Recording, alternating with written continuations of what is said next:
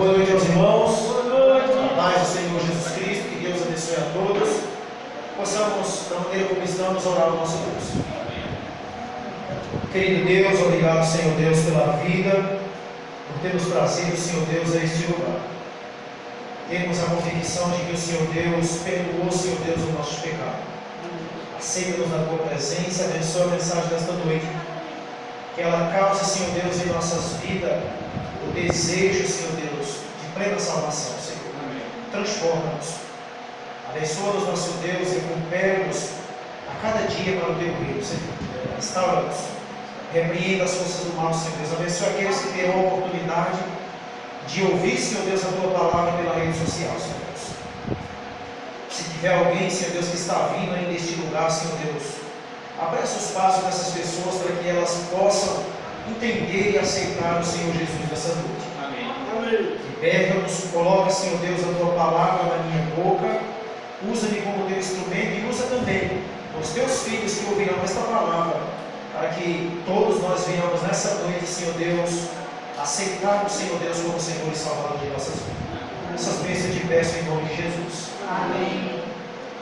Eu tinha anunciado aqui ontem que talvez falaria sobre a mulher do fluxo de sangue. Porém, o Senhor Deus pediu que nos trouxesse outra mensagem. Se você talvez por algum motivo não aconteceu de não poder fazer, quem sabe o ano bíblico, hoje à noite você vai fazer. Em nome de Jesus, certo? Então, abra a sua Bíblia desde já no capítulo 13 de 1 Coríntios, certo? Para que nós venhamos nessa noite a encontrar o Senhor Deus através daquilo que iramos ler. Desde os louvores, né? O irmão cantava aqui com entusiasmo e eu ali pensando, graças a Deus, né? Como o irmão está tão animado nessa noite, louvando o nome do Senhor. Amém. E esse é o espírito de quem vem adorar o Senhor Deus, é que venhamos nessa noite trazer um culto realmente de adoração, expressar a nosso quanto estamos alegres e felizes na presença do Senhor nosso Deus. Às vezes quando eu estou muito triste, eu não vou à igreja, não, porque eu estou muito triste demais, sabia? Para causar tristeza nas outras pessoas, não? Porque tem aquele dia que você está meio cabisbaixo, não? Eu também não estou dizendo aqui com isso, que não é para as outras pessoas que estão tristes, porque o lugar do triste, quem chora, quem geme, quem sente dor, é na presença, mas às vezes eu não costumo ir. Eu estou dizendo que é para a pessoa ficar triste, não, irmão. É porque Deus vai dizer aqui a nós aqui nessa noite, que toda vez que está cansado, sobrecarregado, venha, tá? A sua presença. Acharam todos capítulo 13 de 1 Coríntios? Eu disse que nós vamos viajar por muitos textos da Bíblia. E escolhi uma versão que é a que todos aqui têm. Eu queria ler com vocês o versículo 13, o último do capítulo 13. Eu queria que você olhasse ali de lado, se você não viu, não prestou atenção no tema que o irmão disse aqui. Qual o tema dessa semana de oração? Esperança viva. E existe a esperança morta?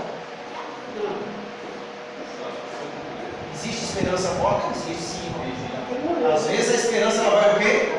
Morrendo aos poucos. Mas eu quero dizer para você nessa noite, sem nenhum medo de errar, se existir na minha e na sua vida, lá dentro do mais íntimo do nosso coração, uma faísca de esperança, Deus vai transformar no fogaréu muito grande. Amém. Tenho convicção disso. Olha o que está dizendo no versículo 13. Agora, pois permanece o quê? A fé. Primeiro a fé, depois a segunda, a esperança, e terceiro, O amor. estes três, ou desses três, a versão Thompson diz assim, não é? Destes três, qual é o que vai prevalecer? O amor. O amor. Porém, O maior de todos eles é o quê? o amor. Porque a esperança acaba. Ela vai acabar. A fé também um dia vai cessar. Profecia também um dia vai cessar. Mas o amor ele vai permanecer por toda a eternidade. Porque o amor é quem? Jesus. É Deus. A Bíblia diz Deus é amor. E aqui está dizendo o texto, agora pois permanece, está dizendo, permanece, agora pois permanece a fé e a esperança e o amor. Estes três, porém, o maior destes é o amor. Desses três, o maior deles deveria ser o amor. Agora, vamos ser sinceros naquilo que nós vamos estudar nessa noite. Nós amamos verdadeiramente como deveríamos amar? Nós somos plenos do amor? Não. Mas isso não quer dizer que Deus não pode colocar dentro de nós o amor dele. Amém. E eu quero te dizer, querido, que a maior luta de Deus é exatamente essa. É para nos ensinar o quê?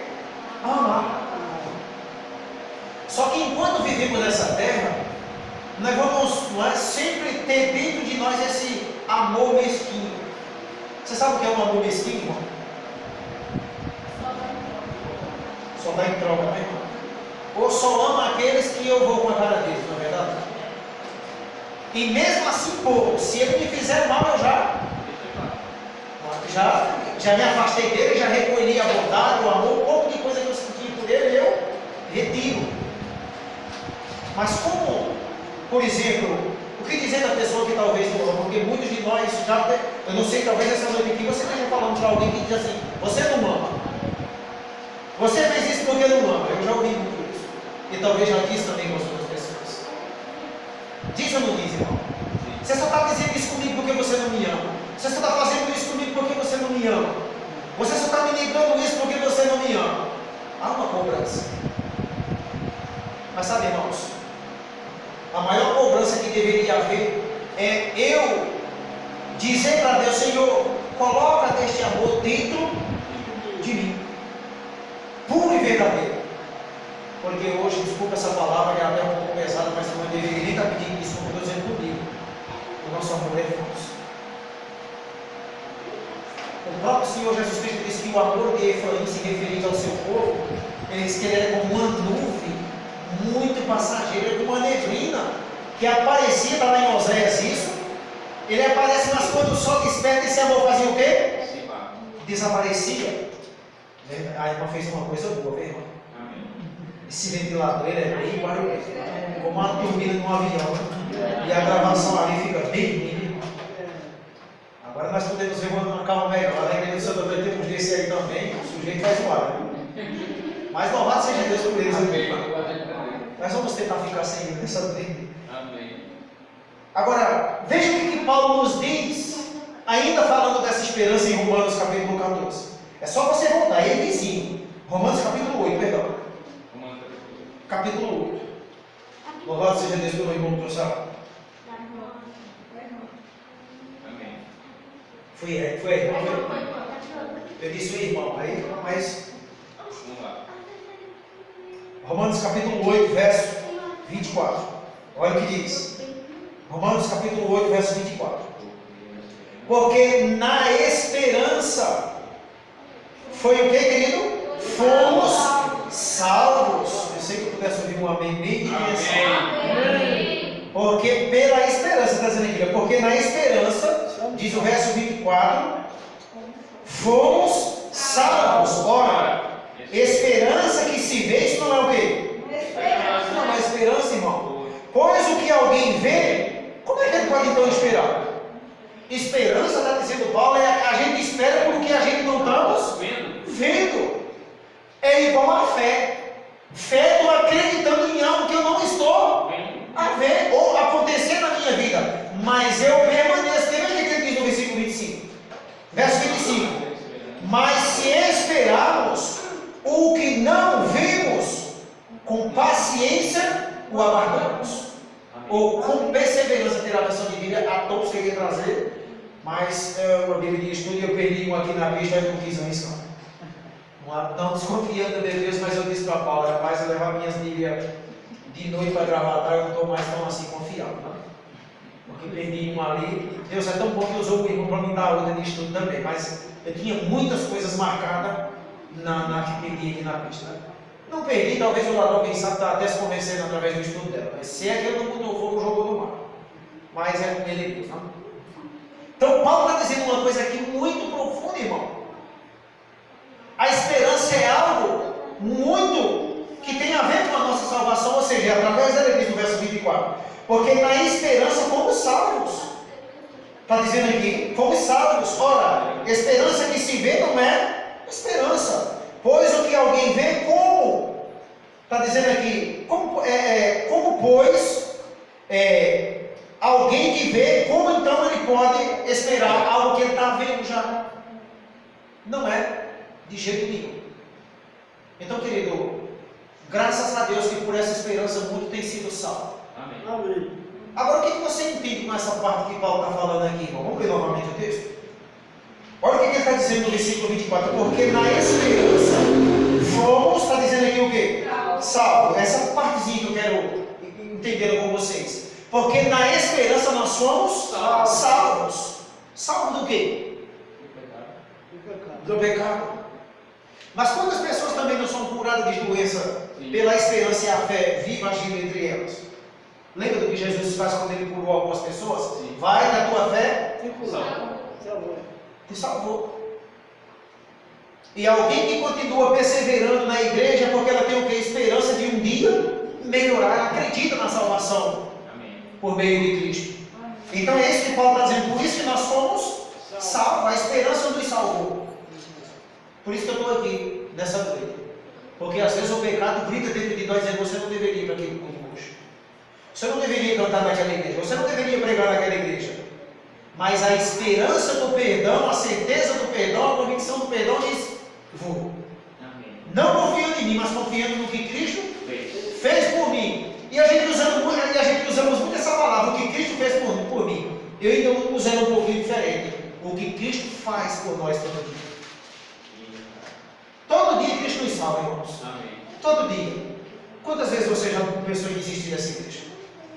E Cristo te salvou, não te deixou cair. Amém. Quantas vezes Cristo nos salvou de uma separação dentro do nosso casamento? Eu vou arrumar a mala e eu vou me embora. Talvez a mala não foi arrumada na vista da esposa ou dos filhos, mas no nosso coração estava arrumada. Vou partir. Ou até esperar a esposa sair para algum canto e eu vou embora.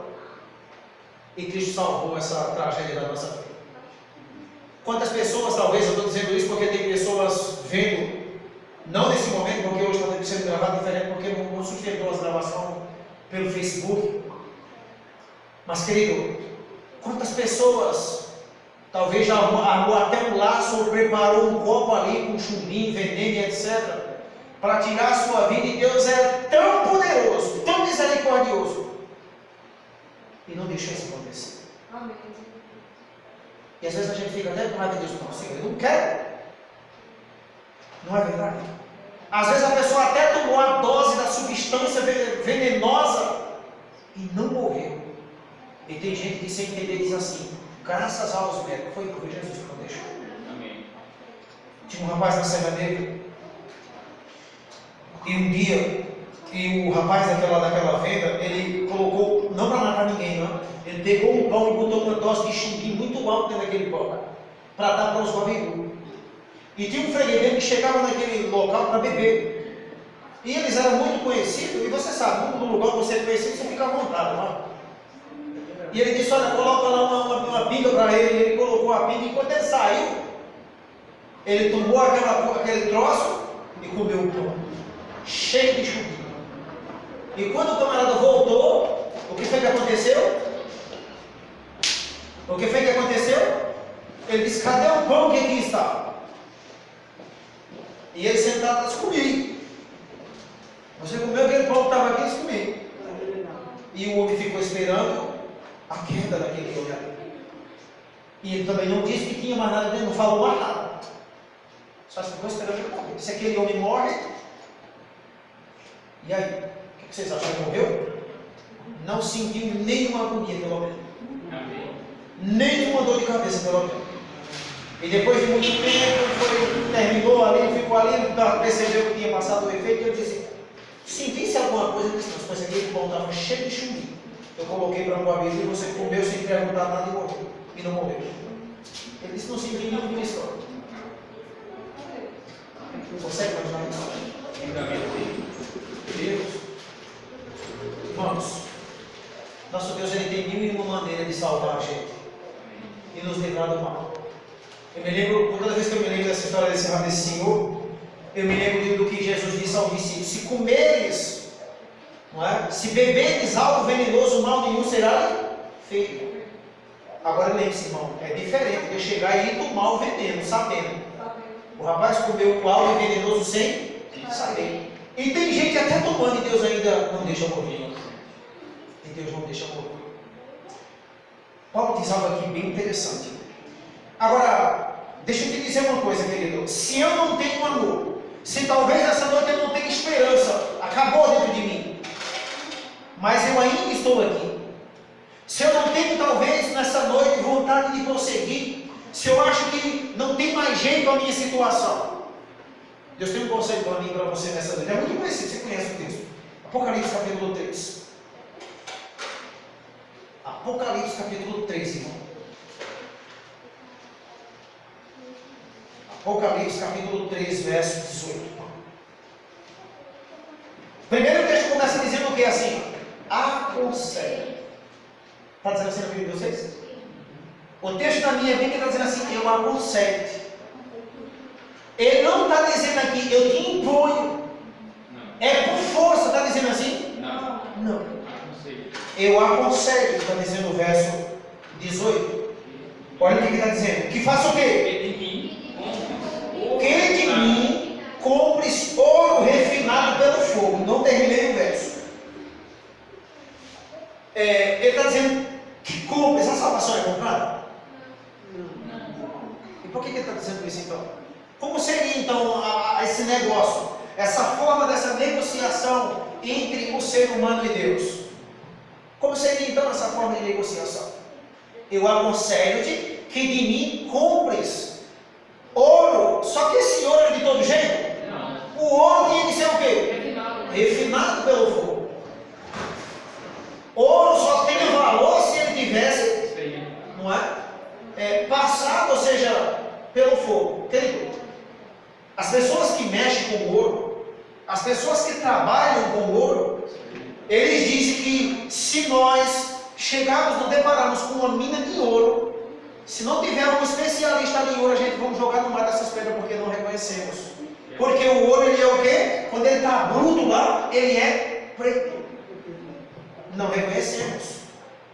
Tem que ter alguém especialista ali para reconhecer. Então, quando ele leva aquilo para a refinaria, aí ali ele vai ver que tipo de quilota é aquele ouro. O ouro aqui é símbolo do que, irmãos? Uma outra coisa, para que você tenha noção. Ouro é símbolo de tudo quanto é riqueza nessa terra.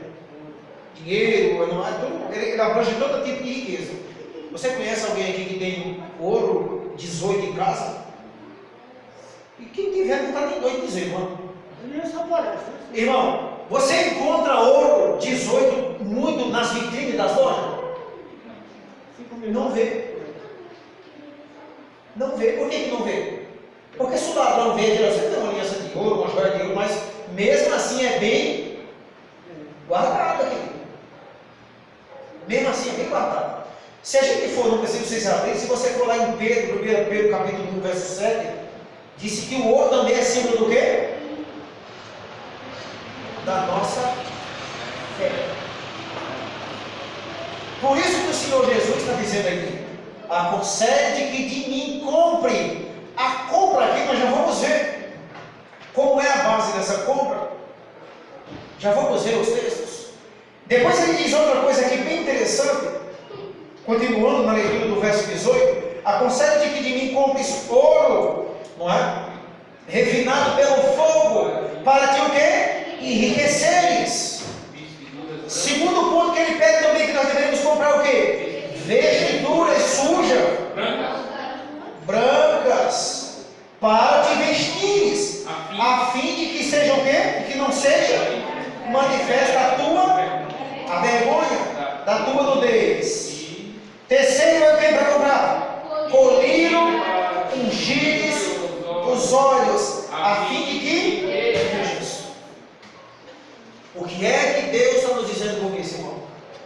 Ele está falando de fé, de uma vestidura branca. O ouro a gente já viu aqui o que simboliza, não é? Agora, a vestidura branca é símbolo do quê? Pureza. Pureza do caráter. Não é? É isso que é representado. O interessante, irmão, é que ele está dizendo aqui, compre. Tem como a gente subir para o céu e comprar? Já ouviu falar na Bíblia o preço dessas coisas? Por que tantos ricos se perdem se ele está mandando comprar? Se isso fosse na literalidade. Lembra do jovem rico? Senhor, o que eu tenho que fazer de bom para ser salvo? Ele estava dizendo, se tiver alguma coisa que eu possa fazer, eu sou rico. Posso comprar.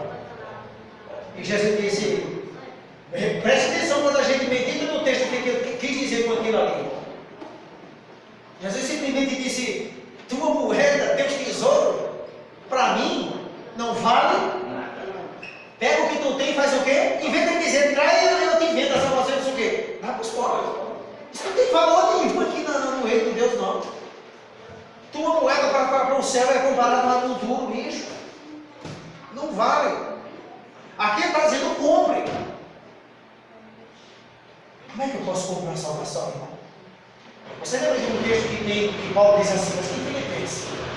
Operai a vossa salvação com tremor e temor. Operai a vossa salvação. O que Paulo estava querendo dizer ali? O que o apóstolo Paulo estava querendo dizer? Permaneça buscando, lutando, se desviando do mal, para que você permaneça o quê? Salvo. Por aí você vai entendendo a questão da compra, mas, por favor, volte em Coríntios. Volte em 1 Coríntios. Capítulo 13, novamente, dessa vez vamos ler outro verso diferente. Nós estamos falando sobre a esperança viva e como fazer para obter ou permanecer com essa esperança em nós e essa fé. Porque, querido, existe uma graça barata, sabe, irmão, sendo pronunciada e ensinada por aí. Você aceitou Cristo, você pode levar a vida do jeito que quiser, faça o que der, vá ao culto quando der, devolva dízimo se você bem quiser, guarde sábado se der, senão não tem nenhum problema. Se você não tem condição de se casar também não tem nenhum problema. Então hoje existe religião para tudo quanto é hoje. Mas não é isso que Deus ensina na sua palavra. Não é isso que eu encontro na Bíblia. Depois ele vai nos dizer aqui no versículo 3, o que Paulo está dizendo? Perceba que coisa interessante, irmão. E compare com o que nós lemos lá em Corinto. Ainda que eu distribua o quê? Todos os meus bens entre os pobres. Ainda que eu entregue o quê? O meu próprio corpo para ser o quê? Se eu não tiver amor, isso não valeu nada. A salvação pode ser comprada? Perceba o que ele está dizendo. Jesus está dizendo em Apocalipse: compre de mim. A palavra compre ali, irmão, ela pode ser trocada por busque. Confie, acredite, tenha comunhão com Deus, se mantenha junto de Deus. O compre é esse, irmão. Deixa eu te perguntar uma coisa. E já vamos ver aqui como é a forma de comprar. É fácil você se acordar de madrugada para orar? O zóio, irmão, parece que nunca viu um sono daquele, o sono de madrugada. Tem que botar um palito, né? Aquele desenho que eu enxergo no olho, mas senão ele fecha o olho. Quebra o palito, né? Quebra o palito. Querido, seja bem sincero no que eu vou te perguntar. Você ora com gosto, com fervor, todo dia? Faz isso? Tem dia que tem algo dizendo dentro de não ora hoje não. Deixa para mais tarde. Não lê a Bíblia hoje não, deixa para mais tarde. Não precisa estar lendo todo dia. A letra é pequena e lê esse capítulo todo de hoje. Mas você diz: Senhor, eu não estou com vontade nem de orar, nem de ler Bíblia, nem de talvez ao culto. Mas eu vou, me ajude, Senhor. E quando você começa lendo um verso, aí a esperança começa a se acender dentro de você, depois que você lê o capítulo todo. Às vezes até entra em outro. Sim. Senhor, eu não estou com vontade de orar hoje. Não pensa que não, você se pega orando, orou 1 hora, 2 horas, 50 minutos, 30 minutos, 20 minutos. O que é isso? Operando a sua. É isso que Deus está dizendo. Não é que Deus está dizendo: olha, se você tiver dinheiro, você vai ser salvo, você vai comprar a salvação. Ele está dizendo isso. Ele está dizendo: se esforce. O que o próprio Deus disse? O Senhor Jesus Cristo disse no Evangelho de Mateus: desde os dias de João Batista, a salvo o reino dos céus tomado de que maneira? Por isso, esforço. E todos que se esforçam se apoderarão. É essa compra, ou seja, lute pela sua salvação. E eu ainda vou mais um pouquinho além. Lembra dos ambientes de ontem que nós pregamos aqui? Eu posso até ter fé pela minha família. De que forma? A gente viu ontem que quando o paralítico foi descido naquele rumo daquela teia, Jesus Cristo disse que vindo a fé deles. Não foi só daquele homem. Mas aquele para Jesus foi um milagre muito grande. Tem 4 bombons de discussão na tela ali, irmão. E disse a Bíblia, como se a Bíblia King James diz, vendo a fé deles. Aquele homem não tinha que oferecer aquele dom. Sim. Isso é uma característica daquele texto, né? Se aquele homem pelo menos tivesse alguma coisa que pudesse oferecer aquele dom para fazer aquela atitude, por isso que ele disse a fé deles. Deles. Foi de graça. Foi Foi de graça. Sabe, irmãos, tudo aqui envolve essas três coisas, que é as três armas do crente poderosa: fé, esperança e amor. É isso que nos mantém. É isso que nos mantém. Eu creio. É. Você só está aqui por conta dessas três coisas. Talvez ela pode estar fraca. Ou talvez você possa ter uma dessas três. Já é o que nos traz até aqui. Tem convicção disso. E o Paulo está dizendo aqui, ainda que eu pegue tudo que eu tenho, que eu dê tudo, distribua, eu ofereço até meu corpo para ser queimado. Mas se eu não fizer isso por amor, a minha busca aqui, irmão, primeiro tem que ser por amor. É o amor de Deus que nos impulsiona até Ele. Já vamos ver esse texto aqui. Já vamos ver isso. Mas veja a questão que eu estou falando aqui, por exemplo, no livro de Isaías 55. Vamos lá. Isaías 55, veja o que vai nos dizer aqui. Como seria o processo da compra? Isaías 55. Olha o processo da compra. Ou os passos da compra. Versículo 1 ao 4. Ai, todos vós os que têm o quê? Sede. O que o Senhor está mandando fazer? Vinde as águas. E vós os que não têm o quê? Dinheiro, vinde e comprai. E comei, sim, vinde e comprai sem dinheiro, sem preço, vinho e leite. Como é que alguém compra algo sem dinheiro, irmão? Como é que alguém compra algo sem ter dinheiro? Bem, na matemática de Cristo ele está dizendo aqui, pode vir quem não tem dinheiro. Pode vir. Vocês que quiserem, pode vir. Mas o interessante é a liberdade que Jesus Cristo dá a cada um de nós. Se quiser. Se quiser. Se você quiser. Nada por. Não, Ele não quer ninguém com força. Que coisa tão poderosa, irmão, que eu encontro aqui na palavra de Deus. Se você quiser, eu tenho salvação para você. Se você quiser, eu tenho salvação para você. Entende isso? Olha o que está dizendo aqui. A todos vós os que têm sede. Primeira coisa que deveremos entender nesse verso. As pessoas que estão buscando a Deus é porque elas estão o quê? Com sede. E sede é uma necessidade do nosso corpo. Sim. Talvez Deus esteja falando para alguém aqui que veio aqui essa noite porque tem uma necessidade na sua vida. Está sedento de alguma necessidade. Quando é que nós saboreamos uma comida bem saborosa? Às vezes a comida não é nem tão boa daquele jeito, mas o nosso corpo está necessitado dela. E nós buscamos elas e comemos com tanto gosto, com tanto prazer. Lembra do homem que foi até Jesus e a mulher do fluxo de sangue? Por que eles não olharam para a multidão, para a dificuldade de chegar? Porque eles tinham esperança de que se ficasse ali, se tocasse, e se ficasse frente a frente com Deus, seriam curados. Eles tinham essa sede dentro deles.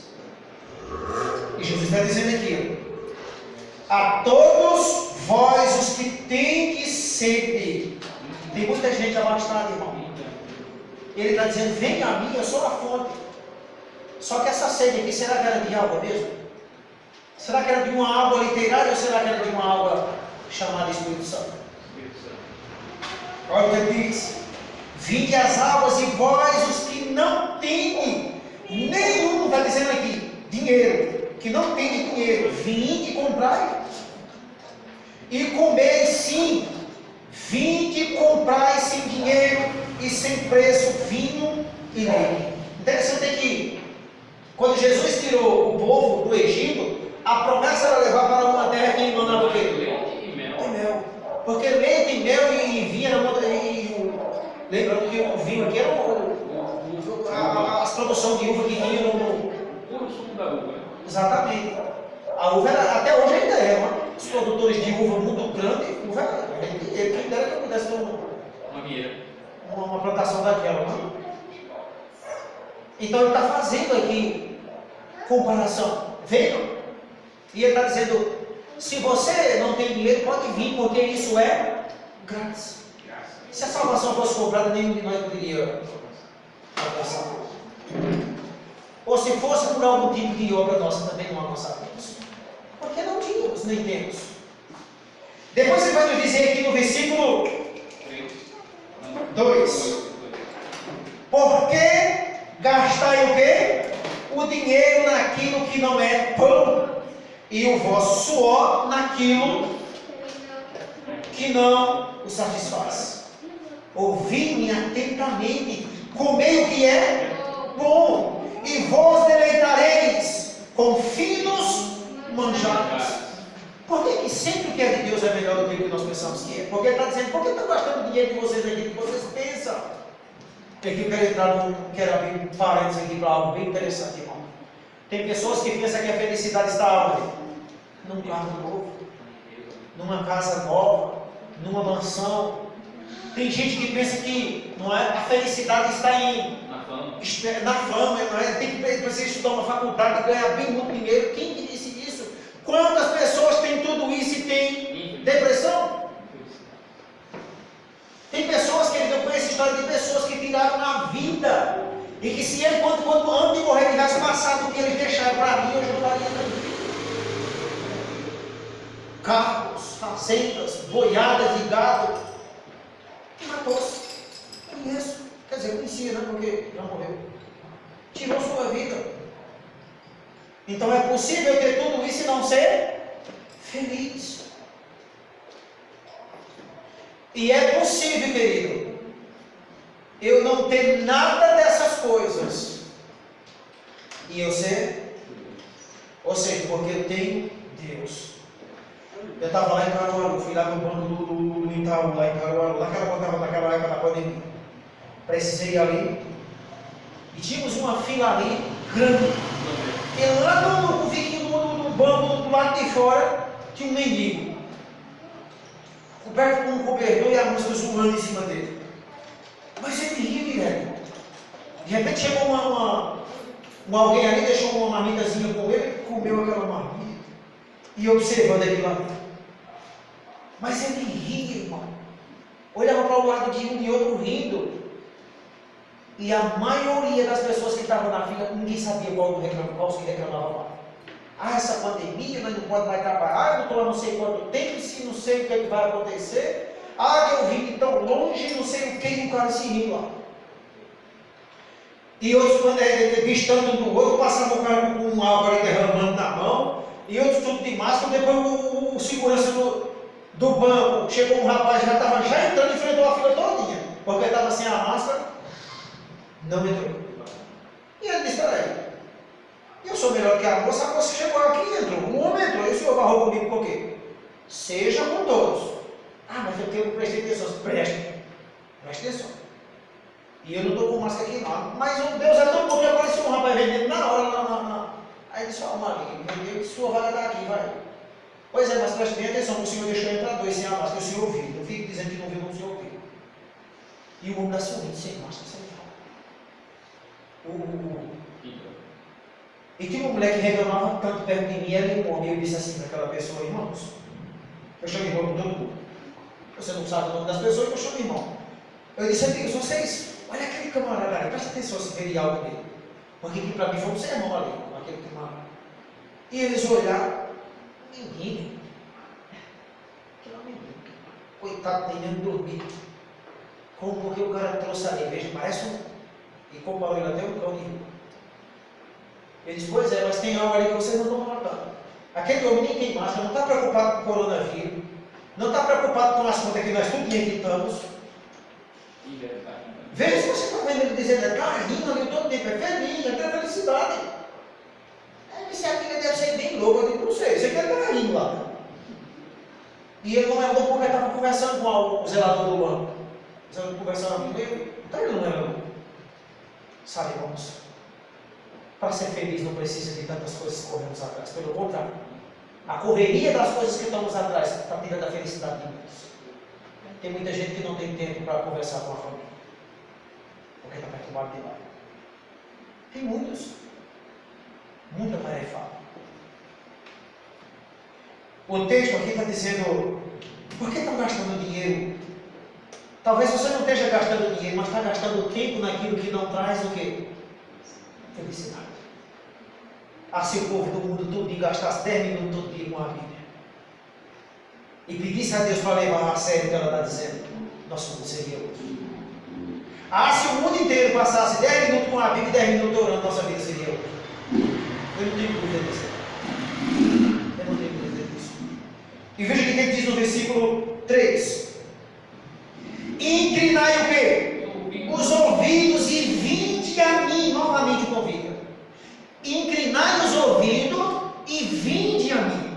Está dizendo o texto aqui. Deixa eu achar aqui a cadeira pequena. A mim. Ouvi. E a vossa alma, o que está acontecendo com ela? Viverá. Porque convosco farei o quê? Uma aliança. E diga, gente, essa aliança? Perpétua. Que consiste o quê, querido? Nas fiéis misericórdia prometidas a quem? A Davi. Ou tem a versão divina que diz nas riquezas prometidas a Davi. Irmãos, qual foi as riquezas que Davi teve na vida dele? Não tem, André. Eu disse que nós vamos estudar a Bíblia muito aqui hoje, viu? Não cheguei nem na metade do sermão. Quais foram as riquezas que Deus deu a Davi?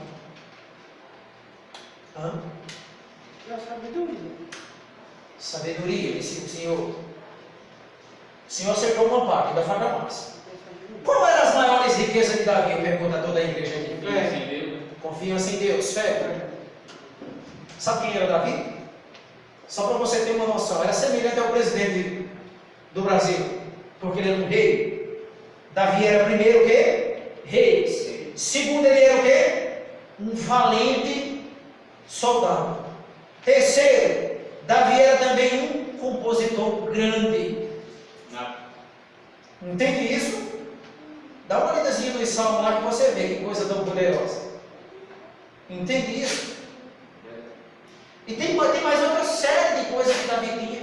Eu fui estudar isso agora de tarde. Davi tinha um monte de habilidade que Deus chama, sabe de quê? Riqueza. Tem muitos que lê isso aqui, esse cara, e ele é rico também em questão de financeira. Mas as riquezas que Deus está se referindo aqui, querido, é as celestes. Os dons que ele tinha dado a Davi, sua valentia, sua coragem, sua fé, sua disposição de servir a Deus. E é claro, acompanhado com isso também, ele adquiriu muitas financeiras, muitas riquezas, não é? Muitas riquezas financeiras mesmo. Deus nem deu para ele isso. Como poderá dar para cá? É muito mais. E ele está dizendo isso aqui, lê o verso 4 comigo. Versículo 4. Eis que eu o dei por testemunho a quem? Aos povos, como príncipe. Que tem mais? E governador dos povos. Deus está falando do dinheiro que deu a Davi? Percebe que ele não faz menção disso aqui? Ele faz menção do quê? Davi era um príncipe. Já imaginou, irmão? Deus lá perante os mundos caídos dizendo: você é um príncipe. Paulo, como é o nome do irmão? Marcos, você é um príncipe aqui no céu. E talvez a pessoa que tenha tanto dinheiro, inimigo daqui hoje, irmão, mas Deus é bom. Perceba que sempre tem algo para desviar mesmo das pessoas, não é? Em nome de Jesus está repreendido. Amém. Amém, amigos. Agora imagine o homem mais rico que você acha em cima dessa terra. Talvez a nossa dele não é nem reconhecido. Aqui tem um texto aqui em Provérbios que diz assim: tem gente muito pobre, se dizendo, não é? Muito pobre, mas que são o quê? Muito ricos. Está aqui em Provérbios, já se der tempo a gente ter, então eu vou ver se você em casa. E tem gente muito rica se dizendo, mas que lá no céu há memória, são muito pobres, não são reconhecidos lá, porque o Deus deles era apenas as riquezas daqui dessa terra, que são os nossos. Percebe a riqueza que Deus está dizendo? Que Ele deu para Davi, quer dar para nós também. Amém. Deus quer dar, irmão, acima de tudo, a mim e a você aqui nessa noite. Um nome acima de muitos nomes. Irmão, porque Ele diz isso. Se você for ler, dizer em 2 Samuel, capítulo 7, verso 14, ou é capítulo 9, verso 7, eu tenho marcado aqui na Bíblia, você vai ver Deus mandando Samuel dizer para Davi: diga para Davi que foi eu quem tirei ele de detrás das manadas de ovelha, e dei a ele um nome que não pode ser jamais esquecido. Se eu não estou enganado, mas que é capítulo 7 de 2 Samuel, verso do 9 ao 14, se eu não estou enganado. Mas leia o livro todo que vocês encontram. Amém. Aí no capítulo 7 e o capítulo 9. Para mim que é capítulo 9, verso do 7 ao 9. Encontrou bom? Ou é o verso 14? Mas é. 7 do 9 em diante. Está vendo? Amém. Diga para o meu servo Davi. Diga para ele. Foi eu quem tirei ele de lá. Foi Deus quem me tirou dos mares. Foi Deus quem tirou você da vida lá onde você vivia. Talvez do emprego bom que você tinha. Foi Deus quem te tirou de lá. Porque Ele quer dar um nome muito mais melhor. Ele quer dar algo muito mais melhor para mim e para você. Entenda isso. Uma outra coisa interessante, querido, para nós termos uma noção, veja o que o Senhor está dizendo no Evangelho de João, capítulo 7. Evangelho de João. Lembre-se daquela compra lá de Apocalipse. Nós vamos ver isso aqui. Lucas também. João, capítulo 7. Versículo 37. Eu estou sendo um pouco rápido por conta do horário. Olha o que ele está dizendo. Verso 37. Acharam todos? No último dia, o grande dia de quê? Da festa, levantou-se quem lá? Jesus. E ele exclamou. Qual foi o clamor dele? Sim, irmão, essa palavra que está aqui. Se alguém. O que essa pessoa tem que ter? Se alguém tem sede, o que essa pessoa deve fazer? Venha a mim e beba. Olha que coisa poderosa, irmão. Deus, Ele está sempre de Gênesis ao Apocalipse chamando o pecador. Agora Ele está dizendo no meio daquela congregação que tinha muita gente aqui, irmão. Porque se você tem que olhar direitinho na Bíblia, o dia da semana de festa, o que estava acontecendo ali em Jerusalém? E isso, como era o nome dessa festa? É a Páscoa do Pentecostes, não é que eles chamavam a época do Pentecostes. Então, ali se reunia muita gente. E Jesus olhou para o meio daquela multidão e disse: tem alguém aqui? Se alguém aqui tiver o quê? Sede. Imagina, irmão, aquele pessoal que estava ouvindo aqui. Venha. Agora, qual era a sede que Jesus se referia a ela? Qual era a sede? Para entendermos essa sede, precisamos ir a João 6. Só vira uma parte das letras. Do João 6. Nós vamos pegar do versículo 33 até o 40 e depois pulamos. Do verso 33 para que entendamos com detalhe. Olha o que diz o verso 33. Porque o pão de Deus é que desce do céu e dá vida ao mundo. Então lhe disseram, só peguei daqui para que nós entendamos todo. No verso 34 ele está dizendo: então lhe disseram o quê? Senhor, dá-nos sempre o quê? Desse pão. Ali parece que tinha gente que queria comer desse pão. Sim. Só que muitos irmãos não estavam entendendo que pão era isso que Jesus queria dar. Eles estavam pensando que era o quê? Pão físico, uma cesta básica, uma feira. Não era nem disso que Jesus estava falando. Porque veja o que ele está dizendo no versículo 35. Verso 35. Declarou-lhe, pois, Jesus: eu sou o quê?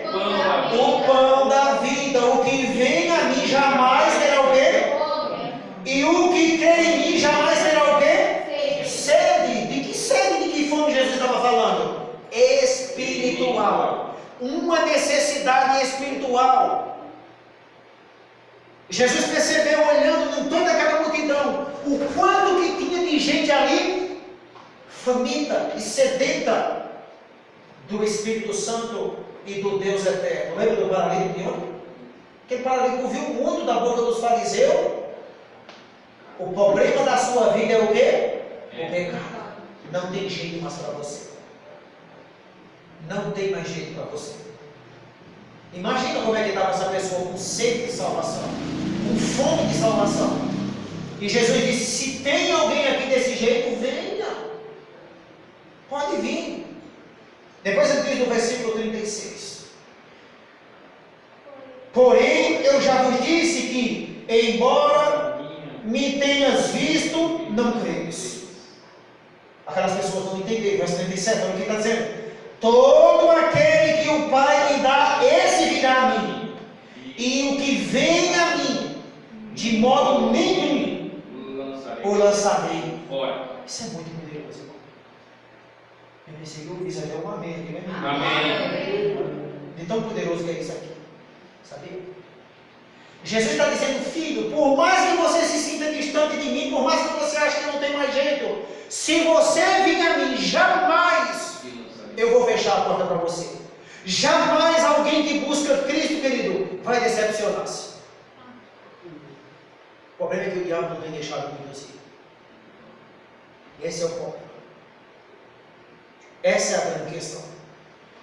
Agora eu queria entender com vocês essa parte que ele está dizendo aqui. Olha, lê novamente o verso 36. Porém, eu já vos disse, no verso 37.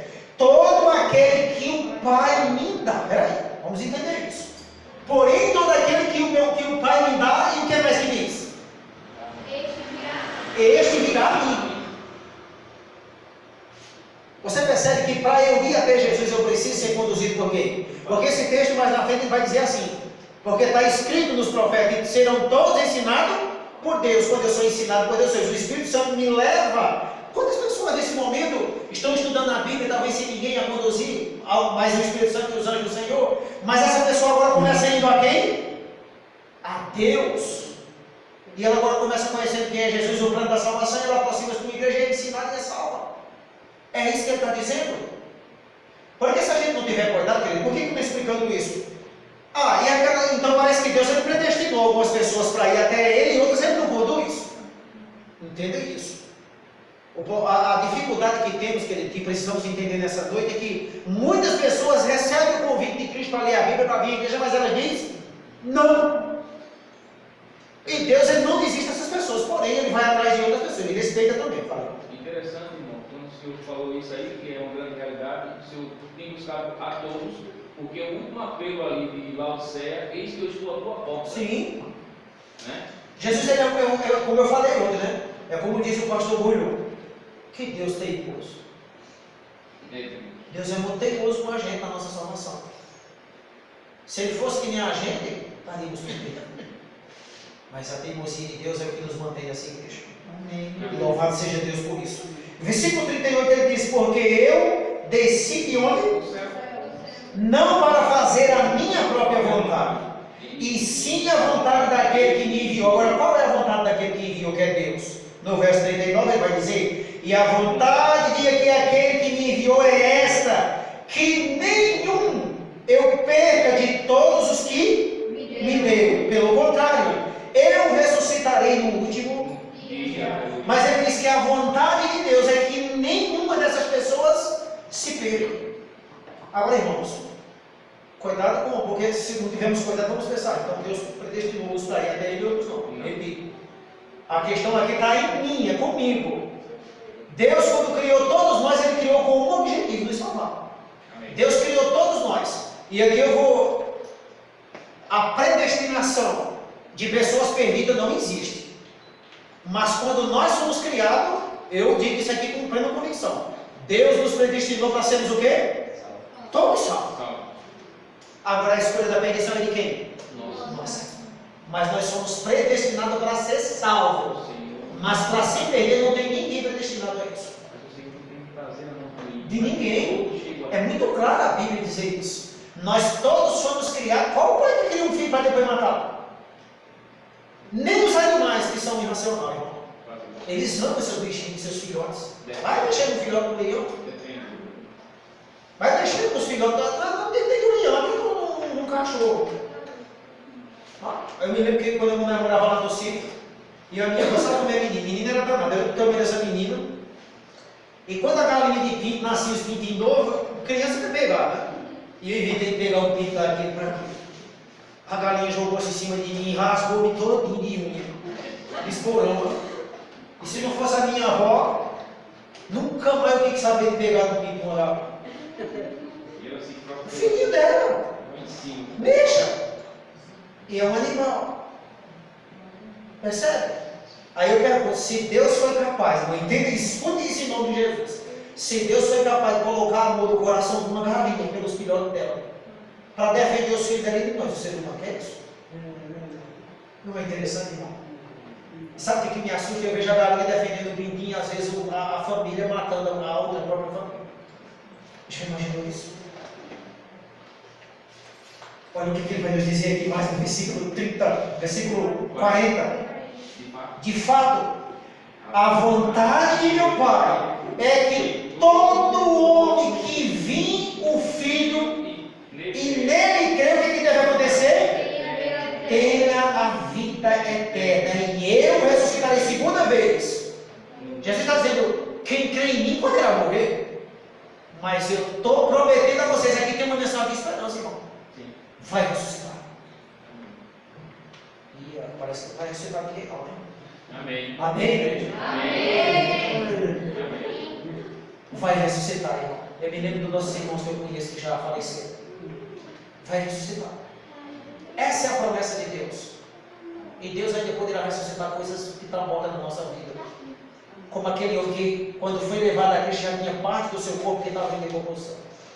E saiu dali sem nem mais um. Vitorioso. Assim também será nós. Essa é a promessa de Deus. Leia comigo a partir do verso 44 ao 45.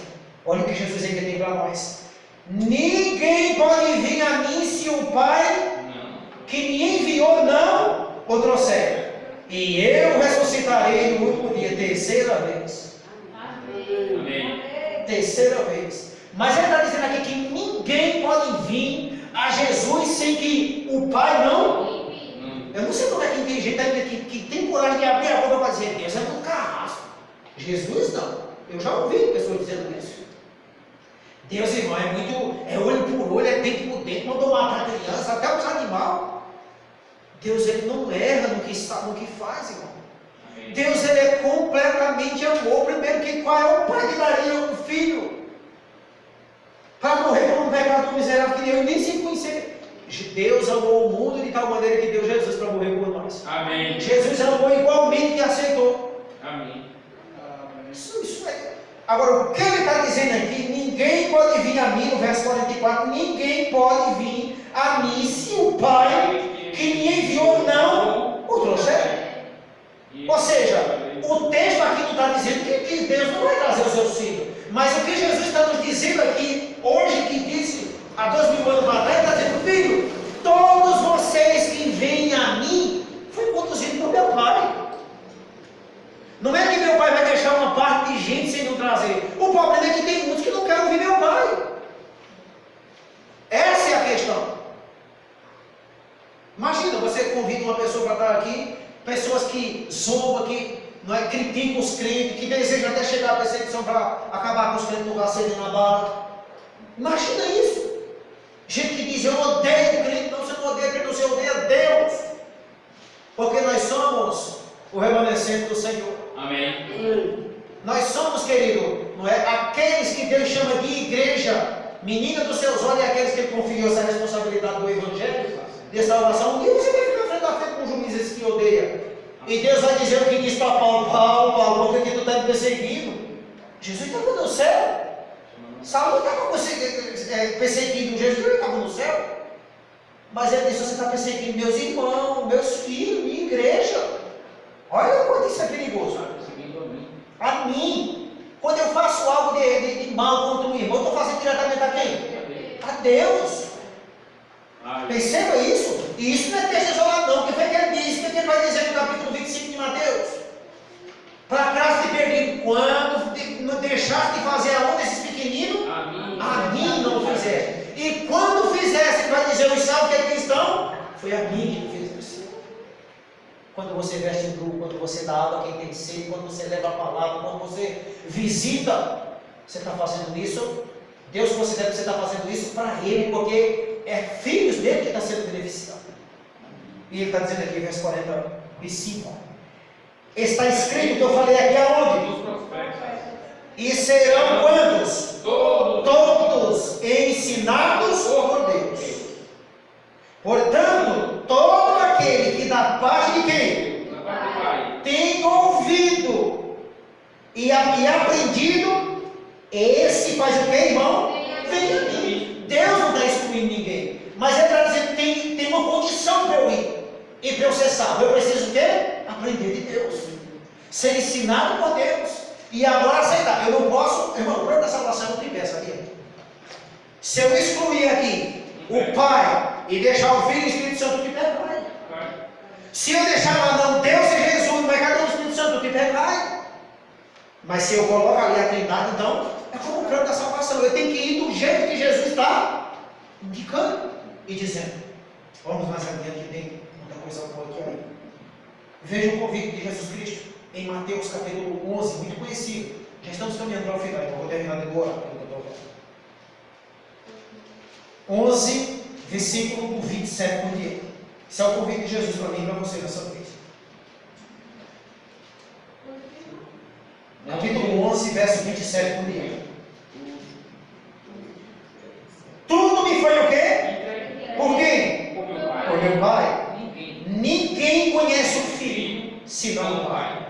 Ninguém conhece o Pai, senão o Filho. Aquele a quem o Filho quiser revelar. Parece que esse texto está entendendo que Jesus não quer revelar Deus a ninguém. Não parece que Deus está entendendo isso? Não é bem isso que o texto está dizendo. Jesus quer revelar, quer se revelar e revelar tudo que está no céu a todos. Agora nem todos querem. Entendeu? Perceba que ele está dizendo, tudo me foi dado. Sabe, irmãos, você sabe o que eu estava meditando nesse texto e aprendendo? Lê novamente a primeira frase. Tudo me foi. Irmão, saúde, vida, eternidade, perdão, tudo, misericórdia, bondade. Ele está dizendo, tudo me foi entregue. E foi entregue com um propósito. Qual foi o propósito? Igual que Jesus fez. Qual foi o propósito que isso foi entregue a ele? Para trazer para nós essas coisas na terra, irmão. Jesus usou dos seus poderes para fazer algo em benefício próprio? Tudo que Jesus Cristo fez foi em prol de quem? Do ser humano. Curou, passou fome, dividiu o pão, multiplicou o peixe. Tudo pensando na gente. E as curas que aconteceram. E ele disse, tudo me foi entregue. Tudo. Por isso que eu preciso de Jesus na minha vida. Ele pediu tudo, do bom e do melhor para cada um de nós. E o Pai entregou isso a ele como propósito. Agora compara esse texto com o que vemos lá em João. Eu desci do céu não para fazer a minha, mas para fazer a vontade daquele que me enviou. E a vontade daquele que me enviou é ver a gente sofrendo com um câncer em cima de uma cama, se perder, ver os casamentos destruídos. É essa a vontade de Deus? Não. Nunca foi. Ele enviou Jesus exatamente para nos salvar de toda essa matéria. Trazer paz, irmão. Salvação. Agora, nem muitos, nem todos querem. Agora, lê o que ele diz no verso 28. Olha o convite dele. Vinde a mim todos os que estáis o quê?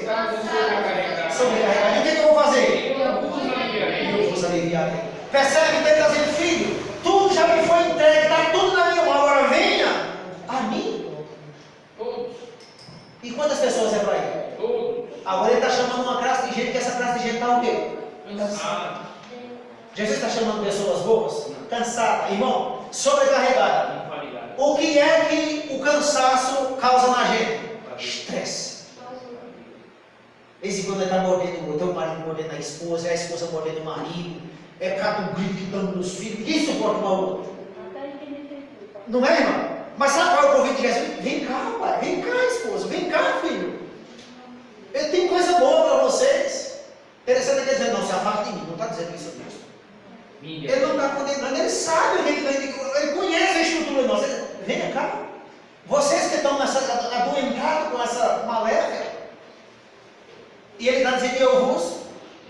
Olha o que diz o verso 29. Tomai sobre vós o meu jugo e aprendei de mim, porque eu sou o quê?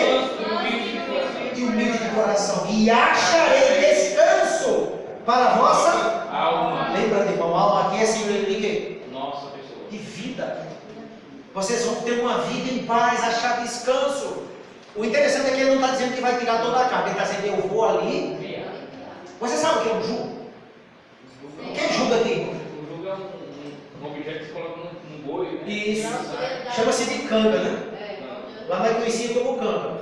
Encangava os dois bois ali. Então ele ficava dividindo a tarefa e empurrava, puxava aquele boi. Aquele carro, aquele peso imenso. Querido, imagine, você pegar 100 quilos e alguém pegar e dizer, irmão, eu não vou levar, eu não quero que você leve só, agora eu vou levar 50, mas eu diminuo ou diminui? Vai ter aqueles que é bem baixo, não, deixa eu levar só. Deixa esse aqui comigo, chega lá na frente, cai. Quando não cai, depois, mas na frente estoura uma erva. A légua da coluna feita do aqui, carregava muito peso, irmão. Tem muita gente, sabe, irmão, tirando a sua vida, desesperançoso, tomando veneno, tomando cachaça, porque não quer dividir o fardo com Cristo. Sabia disso? O convite de Cristo é filho, divida comigo. Um dia eu me lembro de uma história que foi contada, eu vi uma coisa de pequeno grupo, né? De uma ilustração, um camarada fez ali a ilustração de um pai, a criança pequenininha, ela jogou a bolinha brincando com a bola e caiu debaixo de um móvel muito pesado. E o pai ali agora quis testar aquela criança e disse, e ela pelejou e não tirou aquele móvel. E o pai disse, filho, use toda a sua força. Ela ficava se esperando, querendo levantar o móvel. Aí o pai foi lá, pegou com um bracinho só, levantou. A criança pegou a bola e disse, sabe, filho, eu quis te ensinar algo. Toda a sua força não era a sua força. Eu sei que você não tem força para levantar esse móvel. Toda a sua força era a força do seu pai.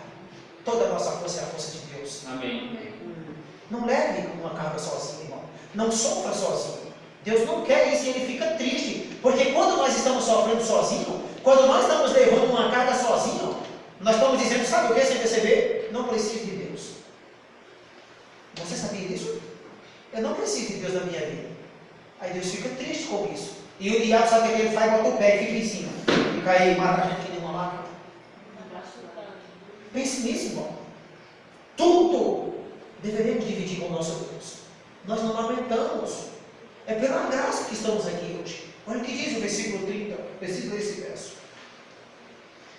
Porque o meu jugo ele é o quê? Suave. E o meu fardo é Leve. Olha que coisa poderosa. O fardo de Jesus é leve. E ele está dizendo, venha a mim. Venha a mim. Eu não vou ler os demais textos para não ficar tarde. Eu quero encerrar com aquele. Os textos que eu disse a vocês falando sobre riqueza, eu vou dar para vocês ler em casa. Tiago capítulo 12, verso 5, Provérbios 13, verso 7, Provérbios 30, versos 7 e 8, e Apocalipse, que era o último texto que eu ia ler, capítulo 2, verso 8 a 11, ele falando para aquela igreja, ele disse, conheço a tua tribulação. Eu quero encerrar com o texto de Apocalipse, esse eu vou ler.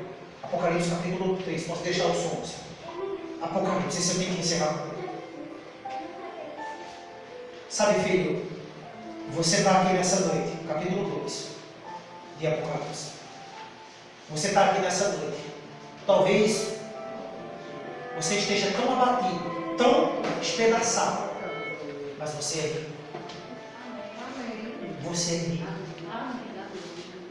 A riqueza que Deus está falando aqui não é de dinheiro, não é de poder dessa terra, a fama desse mundo.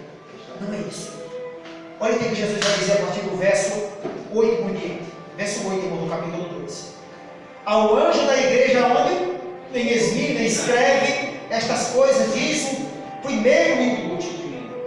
Que esteve morto, mas está o quê? Tornou a viver. Conheço a tua quê? Tribulação. A tua quê? Pobreza. Mas tu és quê? Rico. E conheço também a blasfêmia dos que se diz o quê? Dos que a si mesmos se declaram judeus e não são, sendo ambos sinagogas de quê? De Satanás. Mas você deve pegar nessa parte. Talvez Deus esteja falando para alguém aqui nessa noite que se sente tão pobre no seu relacionamento, tão pobre na sua família, tão pobre no seu trabalho, tão pobre financeiramente. Você é rico. Você é rico. Porque a riqueza que Deus prometeu a você que está aqui nesta noite não é a riqueza deste mundo. Ele poderá permitir que alguns bens sejam alcançados por algum de nós, conquistados. Isso não é pecado.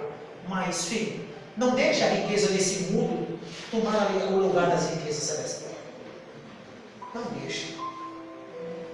Eu quero ler mais ainda. Ele diz aqui no versículo 10. Não temas as coisas que tem de sofrer.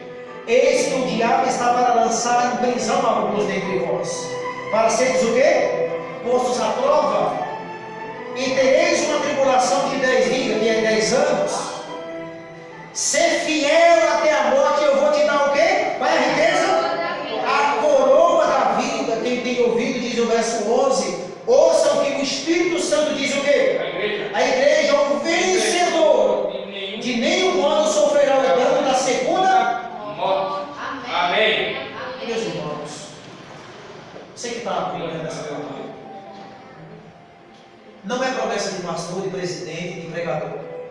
Isso é promessa de Deus. Isso é promessa de Deus.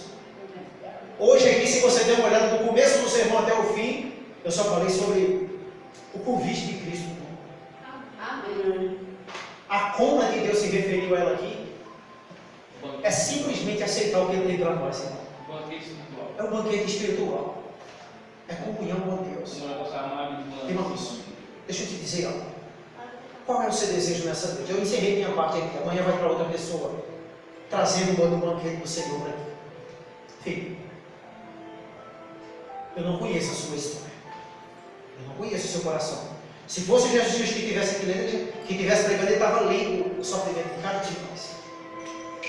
Eu não posso fazer isso, e graças a Deus, porque eu não posso fazer isso. Sabe por quê? Porque talvez se eu soubesse da sua dificuldade, isso até acabasse com a minha fé, sabia? Porque às vezes, querido, muitos de nós não podemos saber de muitas coisas não, senão entramos em depressão e lutamos para morrer, sabia? E Deus, ele, sabendo disso, ele não permitiu. Deixa eu te dizer algo aqui, querido, e ouça Deus dizer isso para você. Eu não sei qual é a sua tribulação. Eu sei que nós vamos ter tribulação, porque isso está prometido na Bíblia. Mas sabe, querido, o foco não, aqui não é a tribulação. O foco aqui é a promessa: seja fiel até a morte, eu vou te dar a vitória. A Bíblia não se demora em tribulação. Eu vejo mais texto na Bíblia de promessa do que de tribulação, de perseguição. A gente lê 10 ou livros inteiros da Bíblia, com 20, 30, 40, 50 capítulos, falando só de coisas que nos levam a Cristo, para depois lermos histórias que é um pouco desagradável.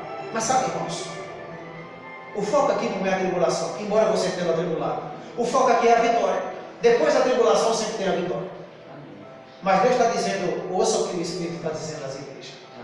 Ao vencedor, eu vou dar a coroa da vida. Deus tem a coroa da vida eterna para cada um de nós. Amém. E eu vou mais, não é baseado naquilo que está aqui na Bíblia. Se você aceitar Cristo nessa noite como Senhor e Salvador da sua vida, Ele é capaz de te dar uma vida em paz. Ele é capaz de abençoar o resto dos seus dias de vida nessa terra, e você poder desfrutar da verdadeira paz. Tem alguém aqui nessa noite? Hoje o convite é diferente. Tem alguém aqui nessa noite que não tenha vergonha, nem tenha medo. Tem alguém aqui nessa noite que tem vivido dias de tribulação. Tem alguém aqui nessa noite que talvez até tenha pensado em desistir, ou alguém que não é dessa igreja ainda, e que gostaria de dizer: Senhor, toma meu sofrimento em tuas mãos, mas primeiro toma meu ser por completo. Eu quero ser teu nessa noite, eu não tua. Vem aqui à frente, eu quero falar com você. Só venha se você quiser, realmente, Cristo como Senhor e Salvador da sua vida. Pode vir. Convite para todos nós. Permaneça vindo. Amanhã a palavra de Deus continua sendo pregada nesse mundo. E que Deus abençoe você ricamente. Eu não vou orar. Hoje eu não vou orar. Vou pedir que o irmão Paulo venha aqui. Paulo, para vocês terem uma noção, Paulo é o meu genro, casado com a minha enteada, um grande homem de Deus que anda pelo mundo afora pregando o Evangelho. Ele é um missionário. Lembre-se disso. Como é o nome da irmã? Como é o nome dela? Eliane. Entregue a Eliane e os demais aqui na presença de Deus. Amém. Ele vai orar. Esse homem ele tem dedicado a sua vida, ele, a esposa e o filho, que é nosso neto, a Samara. Tem conquistado, o Espírito Santo tem usado eles para conquistar muitas almas para o reino de Cristo. Está trabalhando agora onde? Lá em próximo da Ele está aqui porque está de férias com a gente, está tirando as férias com a gente, na nossa casa. Mas olha, irmãos, acredite que Deus encherá a sua vida de paz nesse momento. Nós vamos nos ajoelhar aqui. Quem puder se ajoelha, quem não, pode continuar ali.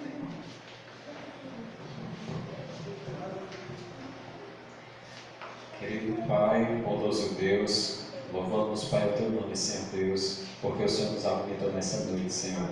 O Senhor nos deu o pão da vida, Pai querido. Oh, meu Deus, que riqueza preciosa, meu Deus, é poder parar, meu Deus, para ouvir o Senhor. Pai querido e santo, todos aqui, meu Deus, nenhum de nós, Pai, é merecedor, Paizinho. Todos, Pai, somos pecadores, todos andamos em trevas, mas o Senhor teve misericórdia de nós e nos trouxe para a Tua maravilhosa luz. Hoje, meu Deus, a Eliana também veio aqui, Senhor Deus. Certamente, Pai, porque o Senhor a trouxe. Usou, meu Deus, alguém para convidar. Hoje ela ouviu a Tua palavra, meu Deus, e veio aqui à frente na hora do apelo.